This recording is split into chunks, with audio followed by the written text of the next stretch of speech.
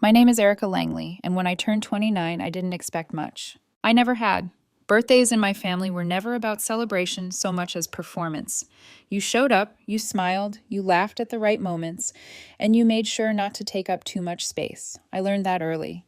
So when my birthday rolled around that year, I imagined something small and quiet, a slice of cake, takeout eaten straight from the container, maybe a movie if I wasn't too exhausted from work.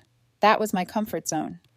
Still, even with expectations set low, some fragile part of me hoped my family might surprise me with something that resembled thoughtfulness. They did not. After dinner, after the polite conversation and forced laughter, my mother handed me a gift bag. Light, cheap paper. I already knew it wasn't anything meaningful, but I smiled anyway because that was my role. Inside was a mug, a white chipped dollar store mug with peeling red letters that read, World's Biggest Disappointment. For a half second, no one said anything. Then my older brother laughed. My younger sister followed. My mother nudged her and whispered loud enough for me to hear. At least she finally has a title. My father raised his glass root beer, I think, and toasted to Erica. May she someday figure it out. They were all laughing, so I laughed too. I lifted the mug, pretended to sip from it, like I was in on the joke, nodded as if I deserved it. But something cracked inside me, quietly, permanently. It wasn't anger yet, it was realization. I'm 30 now, and I work in software development. Nothing flashy, nothing I ever bragged about, but I was doing well, better than well. I saved aggressively, invested carefully, and kept my successes private. I learned young that sharing good news in my family was like bleeding into shark-infested water. My older brother Kevin always needed to be bigger, louder, more successful, even if that meant lying. My younger sister Brianna played the golden child flawlessly, and my parents, they saw me as potential that never quite bloomed, always almost something, never enough. We weren't close in the way families on social media pretend to be. We were a performance unit, group texts, mandatory holidays, carefully curated appearances. My father talked more about stock portfolios than emotions. My mother ranked her children by social media engagement. Kevin borrowed thousands for business ideas that never survived. Brianna turned every gathering into a slideshow of her life, her job, her condo, her dog, her vacations with her fiancé. And me, I was the quiet one, the tech girl, the helper. The one who stayed late to clean, brought gifts, nodded politely while being talked over. The mug wasn't a joke, it was a declaration. Later, while I dried dishes, my mother said, "Don't be so sensitive, Erica. It's just humor. You know we love you." I smiled. I always did. But on the drive home with that mug, sitting in a grocery bag on the passenger seat, something shifted. I didn't feel numb anymore. I felt angry, not explosive anger, but the kind that remembers. I didn't confront anyone. I didn't send messages. I just changed. I stopped replying instantly. I stopped rearranging my life for them. When I bought my first investment property in cash, I told no one. When my app crossed 100,000 users, I celebrated alone with wine. Silence became my gift to myself. For my 30th birthday, I didn't see them at all. I turned off my phone, flew to the coast, and sat by the ocean, watching waves crash. I wasn't sad. I was done proving myself to people who had already decided who I was. Peace lasted 3 months. Then my father texted. Then Kevin called. Then Brianna asked if I was mad. I ignored them all, until they showed up at my door. They needed money, and that was when I realized the mug hadn't been the worst part. It had been the warning. They stood on my driveway like they belonged there. It was a Saturday morning, late enough that the sun had already burned off the chill, early enough that I was still in old sneakers and a faded hoodie halfway through reorganizing my garage. I remember because I had just pulled down a dusty box labeled college when I heard tires crunch against gravel. I looked up and felt my stomach tighten. My parents' car, Kevin's right behind them, and parked a little too close to the curb, my younger sister Brianna's fiancé's car, shiny and unnecessary like everything else associated with her. I didn't invite them in. I stood in the doorway, towel slung over my shoulder, hands dusty, and waited. My mother stepped forward first, smiling too fast, like she was afraid I might shut the door before she finished inhaling. "We just need a few minutes," she said. "It's important." Important to them, she meant. Kevin hung back sunglasses on, holding a thick binder like a prop. Brianna stayed near her fiancé's car, arms crossed, already irritated. My father adjusted his jacket like this was a brunch reservation, not an ambush. I said nothing. They took that as permission. Apparently, Kevin's latest business venture, some eco-friendly lawn care subscription or something equally vague, had collapsed. Again. He'd taken a loan from Dad, maxed out credit cards. Brianna had invested, which meant she'd funneled money she didn't have into a fantasy she believed in because Kevin sold it well. Now the bank was circling. They needed $20,000. Just temporary, Kevin said, flipping open the binder like he was presenting a school project. A bridge loan. You're doing well, my mother added quickly. You don't even post anymore. That usually means someone's doing great. I didn't answer right away. I let them talk. I listened as guilt dressed itself up as concern, as insults hid behind praise, as my past quietness was reframed as obligation, as if my success, the one they never acknowledged, was communal property. When they finally paused waiting for my answer, I turned and walked back inside. I reached into my cabinet and pulled out the mug. The same chipped, ugly mug, flaking red letters. I held it up. Ask this, I said calmly. The silence that followed was electric. Kevin's smile dropped first. My mother blinked like she hadn't heard me correctly. My father frowned. What is this? Brianna snapped. I didn't explain. I didn't need to. I closed the door. What I didn't expect was what came after. Entitled people don't retreat when cornered. They escalate. 3 days passed. Quiet. Almost peaceful. Then the messages started. Brianna first.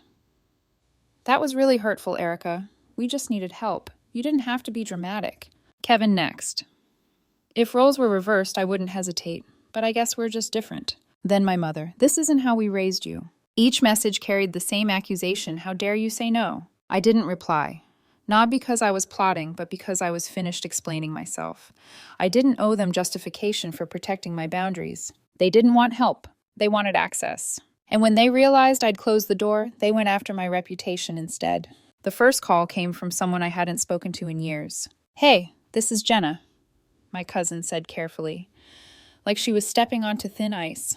I just wanted to check in. Brianna mentioned you might be going through something. Something. I leaned back against my kitchen counter and stared at the wall, already understanding what that word meant in my family. Something was code for unstable, ungrateful, difficult. What did she say exactly? I asked. There was a pause. That you've been isolating, that you're paranoid, that you slammed the door in Mom's face and won't talk to anyone. I laughed, not because it was funny, but because it was familiar. Did she mention the mug? I asked. What mug? Of course she didn't. That's how it started. Quietly, strategically. Brianna didn't scream or accuse outright. She planted concern. She called relatives, mutual friends, even someone I'd worked with years ago, framing herself as worried, confused, hurt. She's not herself. We're scared about her. She's pushing everyone away. In their version, I wasn't a woman with boundaries. I was a problem to be managed. Then came the group chat. I'd never left it. I had just muted it, checking occasionally to make sure no one had died. That week, they weaponized it. Kevin sent a long message about how I'd decided I was above the family, about how after everything they'd done for me, I'd refuse to help when it mattered. My father followed with something about unity and lifting each other up, disappointment tucked neatly between the lines. Then Brianna delivered the final cut. It's just sad. I really thought Erica would come through when it mattered, but I guess the mug was more accurate than we thought. My father replied with a laughing emoji. Kevin followed with fire. I stared at my phone for a long time, not because it hurt, because I wasn't surprised. That realization landed heavier than betrayal ever could. I had spent years bracing myself for this exact moment without admitting it. Somewhere deep down, I'd always known that the second I stopped being useful, I would become the villain. I didn't respond.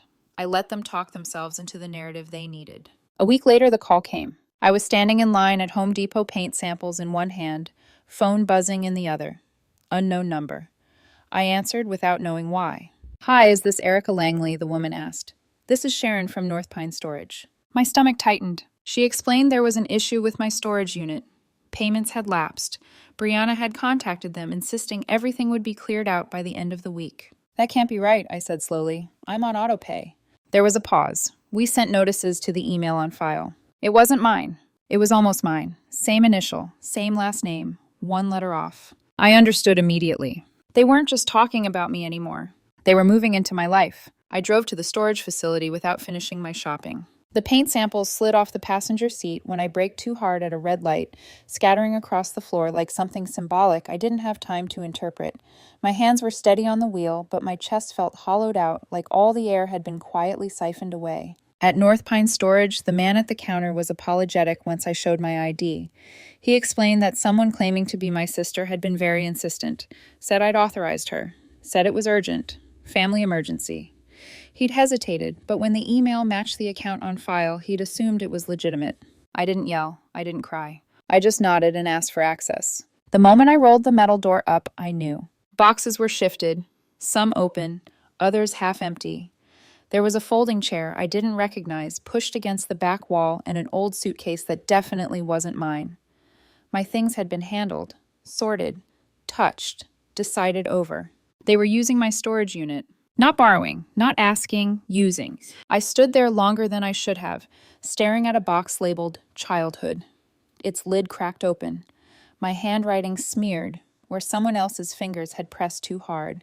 That space had never been about the objects. It was about control. It was mine. Something I paid for, maintained, never asked help with. I called Brianna. No answer. I texted her, "Why are you using my storage unit and changing my email?" Nothing. An hour later, you crossed a line. Her reply came another hour after that. Wow. You accuse me of crossing lines after the way you've treated all of us. Maybe the unit shouldn't be yours, if you're just going to keep pushing everyone away. I felt it then. Not shock, not even rage. Entitlement. The absolute certainty that what was mine was negotiable if I wasn't compliant. I didn't respond. Instead, I forwarded every screenshot, every email discrepancy, every account record to my lawyer. I'd hired him years ago for work-related contracts. I'd never imagined needing him for family. That week, I reclaimed the unit, changed the access code, updated the email, logged Brianna's interference officially. The staff apologized again. I told them it wasn't their fault. But it didn't stop. My mother called next, left a voicemail that started calm and ended frantic. Brianna was just trying to keep things organized. You've been so distant, Erica. Now you're threatening her with lawyers over a storage unit. This isn't you. This is ugly. I deleted it. 2 days later, Kevin showed up at my house, unannounced. I opened the door and immediately wished I'd installed cameras sooner.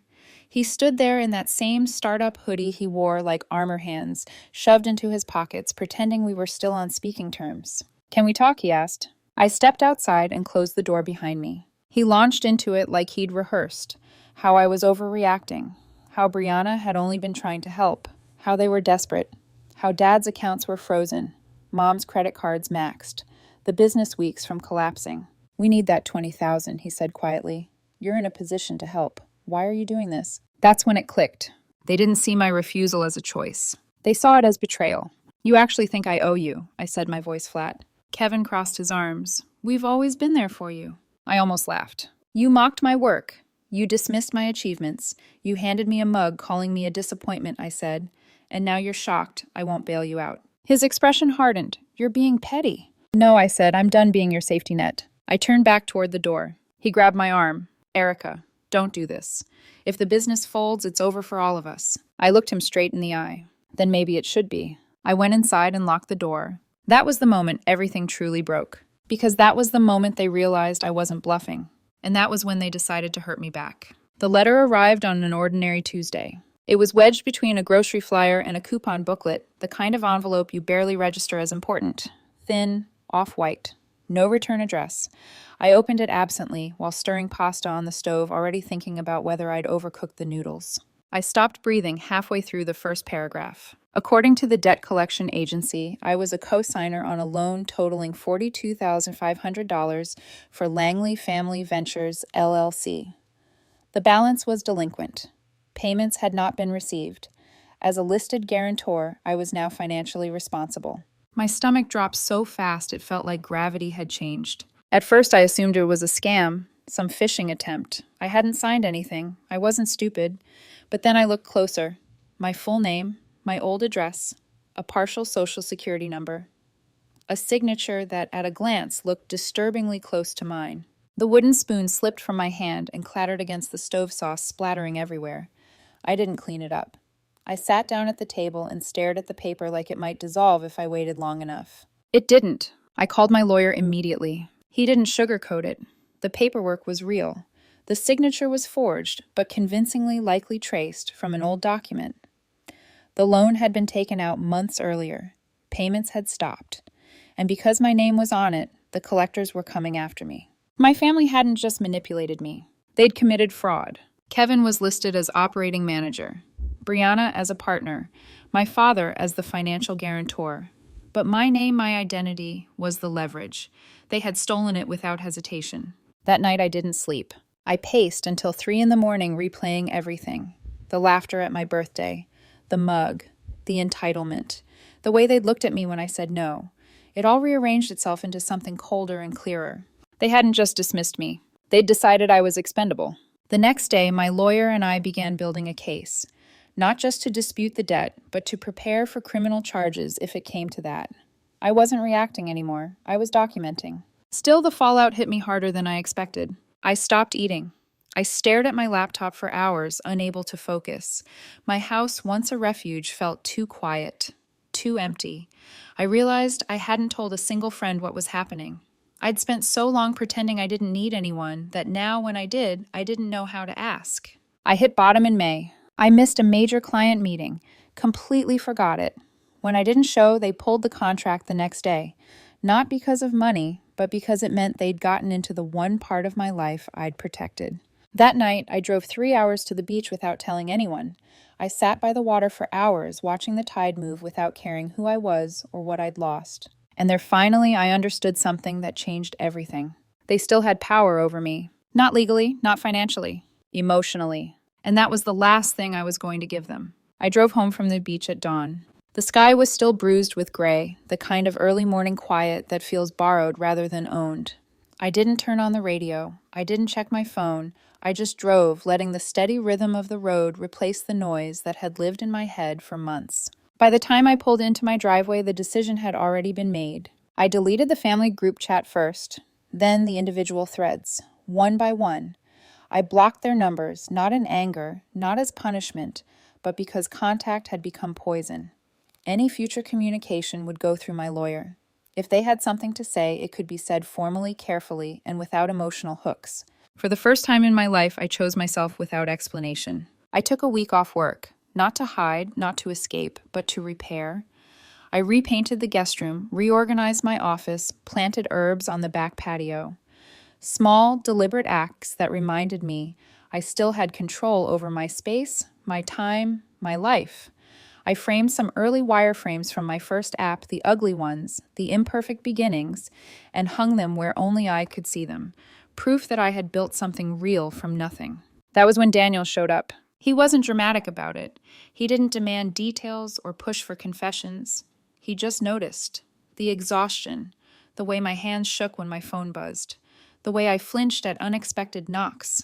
Daniel had been my boyfriend for almost a year, steady in the quiet ways that never impressed my family, but meant everything to me.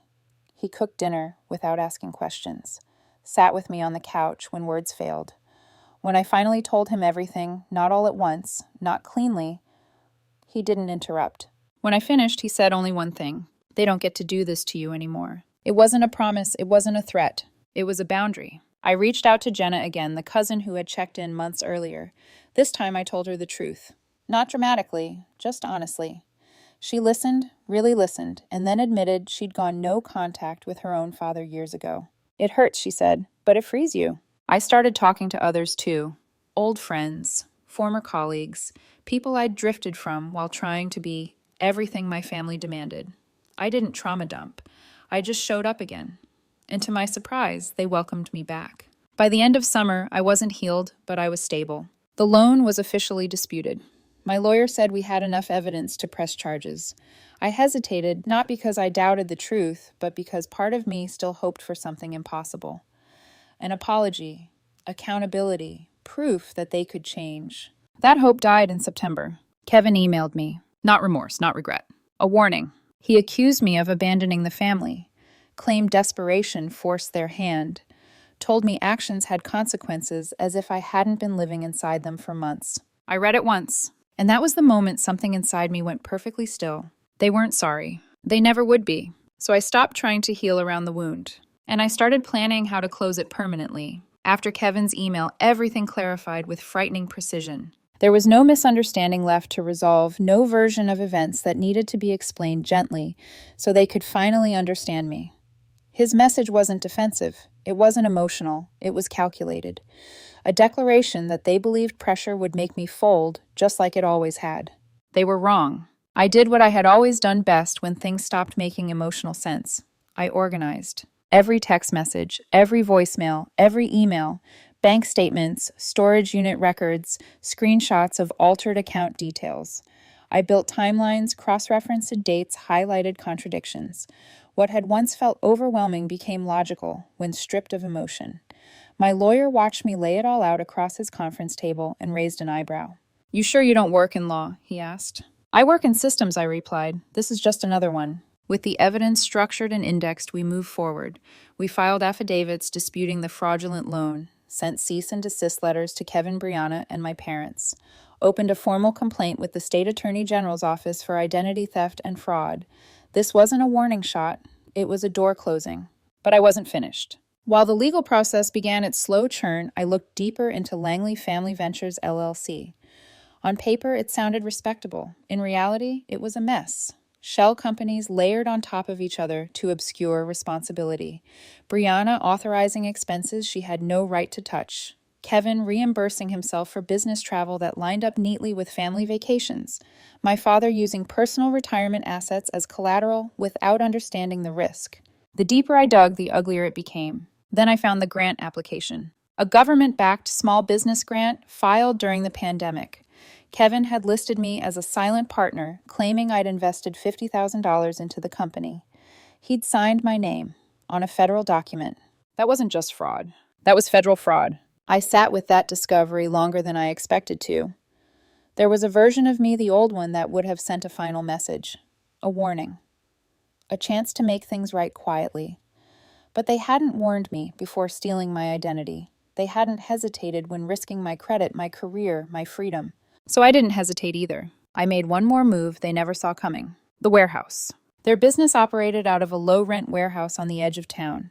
The landlord was behind on taxes, eager to sell. Through an LLC I'd quietly formed months earlier, one deliberately unconnected to my name, I made an offer. It was accepted within 3 weeks. I owned the building. They had no idea. When everything was in place, I scheduled a meeting. Not a lawsuit, not a confrontation. A mediation. Neutral ground, professional language, an invitation framed as resolution. Kevin responded within the hour.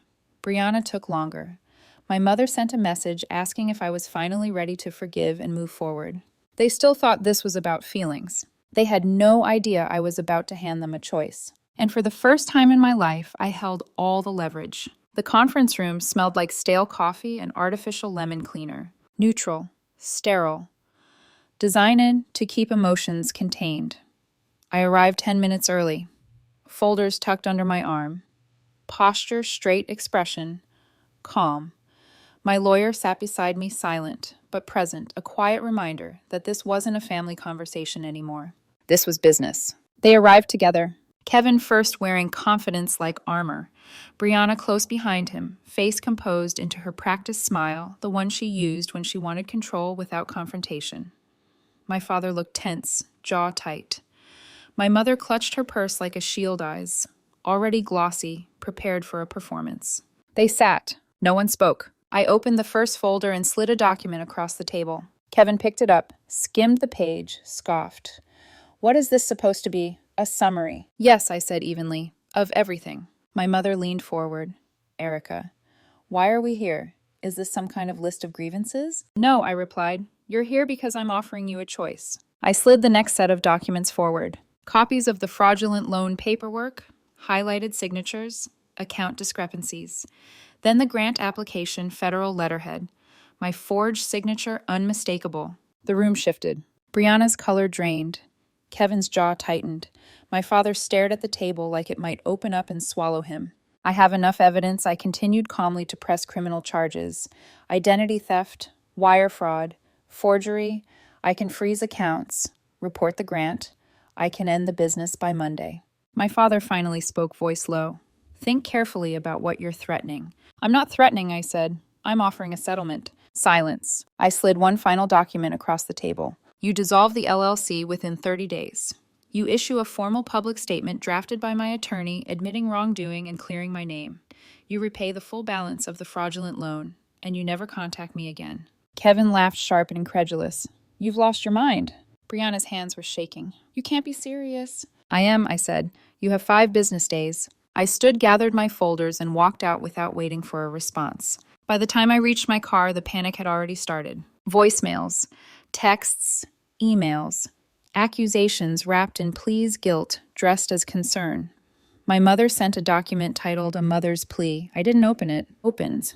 Instead, I logged into the property management portal for the warehouse. They were a month behind on rent. I clicked Begin Eviction Proceedings. They didn't sign the settlement. They didn't counter. They didn't apologize. They sent one final email titled, Let's Be Civil, a thinly veiled threat about telling their side of the story, about how I'd benefited from family support, about how I was tearing everything apart. I forwarded it to my lawyer. And that was the last time I ever responded to any of them directly. The next move would not be emotional. It would be final. The deadline passed quietly. 5 business days. Every morning at 9, I checked my email, not with hope, but with confirmation. No signatures, no counteroffer, no apology. Just silence, the kind that thinks it still has leverage. We filed formal charges the following week. Identity theft, wire fraud, forgery. The evidence was airtight. The forged signature on the loan matched an older document Kevin had submitted years ago for a business class he never finished. The near-identical email Brianna used to hijack my storage account was tied to her personal phone number. The IP address used to submit the federal grant application traced back to my parents' home Wi-Fi. Once federal money is involved, things move quickly. While investigators worked, I made my final quiet move. They missed their 2nd month of rent on the warehouse. I waited until the 60-day mark passed, then authorized the eviction. No warning, no reminder. Just a notice taped to the metal door on a rainy Tuesday morning, delivered by someone who had no idea who any of us were and didn't care. I watched it all through the security camera I'd installed the week before. Kevin arrived, first coffee in hand, confidence evaporating as he read the notice. He tore it down, pacing phone glued to his ear. Brianna pulled up 10 minutes later and stayed in her car. A locksmith arrived shortly after. By noon, every lock was changed, every access code disabled. Their business was sealed behind doors they no longer had the right to open. My lawyer handled the logistics. They had 14 days to retrieve any personal belongings with proof of ownership. Anything unclaimed would be auctioned to cover unpaid rent. Kevin emailed through his attorney, "You're ruining lives over a misunderstanding." I didn't respond. Because it wasn't a misunderstanding. It was a pattern. The fallout came fast. A local paper ran a short piece on the eviction. They didn't name me. My LLC remained anonymous, but they mentioned an ongoing fraud investigation tied to misused pandemic funds. Blogs picked it up. Old videos resurfaced of Kevin bragging about being a family-backed entrepreneur. The comments were brutal. A month later, Kevin was arrested. Quietly. Booked and released on bond, charged with fraud and identity theft. Brianna was named as a co-conspirator. My father's involvement triggered an IRS audit. My mother called from an unknown number. I let it go to voicemail. She didn't apologize. She said, "You didn't have to destroy us." And that's when I finally understood. They still believed I'd done this to them. They never understood that I had simply stopped protecting them from the consequences of their own actions. Over the next 6 months, my life expanded in ways I hadn't expected. With the legal chaos no longer consuming my days, I built again, not out of revenge, but purpose. I launched a platform designed to help people navigate fraud and financial abuse inside family-run businesses. I partnered with nonprofits. I spoke publicly about boundaries and accountability. Daniel stayed beside me through all of it, steady, unimpressed by spectacle, proud without needing proof. And the mug, I kept it. It sits on a shelf in my office behind glass, not as a reminder of pain, but as a marker, a symbol of the moment I stopped laughing along, the moment I said no, the moment I drew a line and refused to let anyone cross it again. I was the disappointment, the one who finally chose herself.